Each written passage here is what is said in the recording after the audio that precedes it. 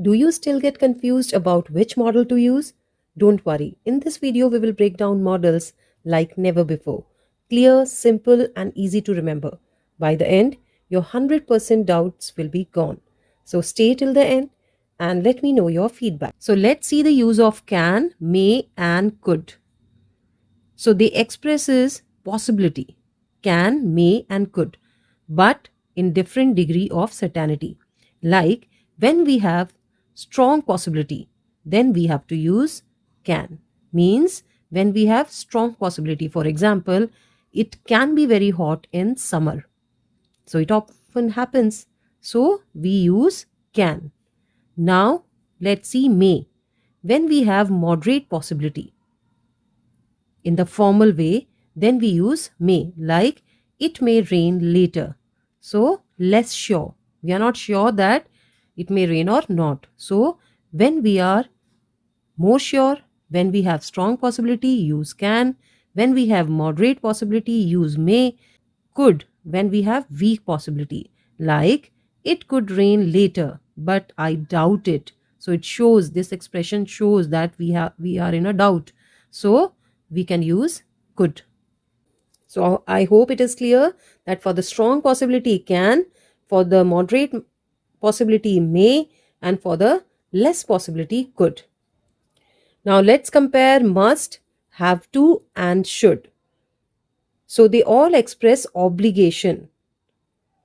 So express as necessity and duty with different strengths. For example, must. When we have strong obligation,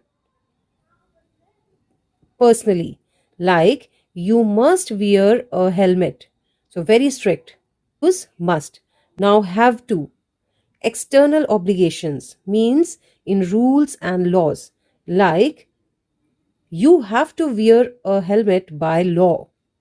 It's a legal rule. Then we have to use have to. Now should, for the weak obligation, means you should wear a helmet for safety. So it is a kind of recommendation.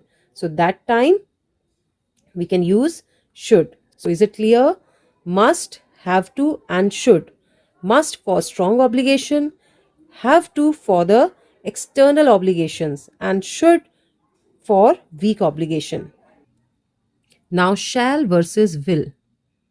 So they express future but will different condition. Like shall is used in formal offers, legal documents. For example, shall we go for a walk? So offer or suggestion. So that time we use shall. Now will. Will is used for general future tense, like I will call you tomorrow. Future action. So again, shall is used for formal offers and legal documents. Will is used for general future tense. Now, might versus could in terms of possibility. So both are used to express possibility, but both indicate uncertainty, but might is weaker than could. So might is used when less probable. For example, he might be at home, maybe, but not sure. So when we have less probability, then we use might. Now could for more probability means he could be at home, slightly stronger chances. So then we use could. Now would versus used to for showing or expressing past habits. So both refers to past actions, but used to is stronger. For example, would, past repeated actions. Example, when I was a kid, I would play outside a lot. So repeated action, we use would. Now used to, past habit, no longer true. Used to, I used to play outside, but now I don't. Habit that stopped. Now need to and ought to express necessity and moral duty. Need to and ought to. Now need to is for practical necessity and ought to is for moral obligation or advice. For example, for need to, you need to drink water to stay hydrated. So it's a practical necessity. So you need to drink water to stay hydrated. So it's a practical example. Now ought to. You ought to help your parents So it's a kind of moral duty.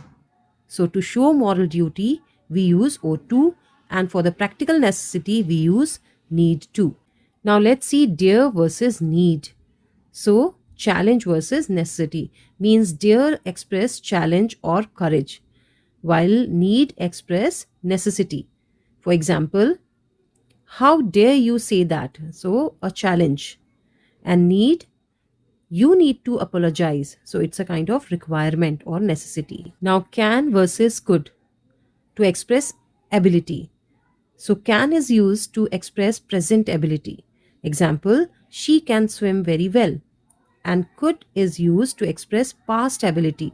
Like, when I was younger, I could run 10 miles. So this is a past ability. Now can versus may for the permission. So can is used to express informal.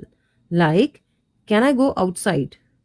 And may is used for permission of formal and polite. Like, may I leave early today? So it's polite, formal, permission.